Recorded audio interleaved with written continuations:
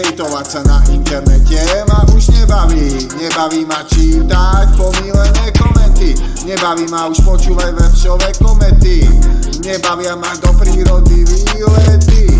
Mám už dosť turistiky, v ústach dojebané mostíky, mostíky aj korunky, na zubára nemám korunky. Zabudol som, už máme eurá, slobodne dýchať sa viac nedá. Nudím sa, zapnem Indie 88, ten najlepší hudobný svet. Zistím, že ani na to nemám náladu, aj tak si tu len repujem bez ľadu. Text bez ľadu a skladu, aj tak si ideš túto skladbu, lebo máš rád moju hudbu, alebo sa na nej len bavíš.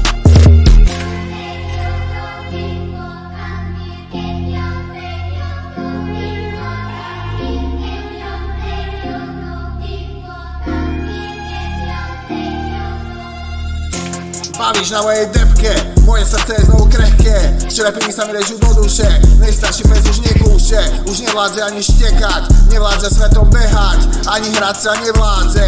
Aké sú to proti extrémizmu hrádze, keď vláda páli mosty, mosty za demokraciu ostanú len sadze. Seriem na takú vládu, keď jediné čo ich zaujíma sú stožiare, výraz národnej hrdosti. Zahraj hymnu aj 100-krát za noc, nie ste nič len šovinisti, nado mnou Robo nemá žiadnu moc. Repuje o slobode, repujem o skutočnej národnej obrode, spláchli ste miliardy, skončili v záchode, tisíce mladých ľudí sú na odchode z krajiny, čo zobrala im budúcnosť.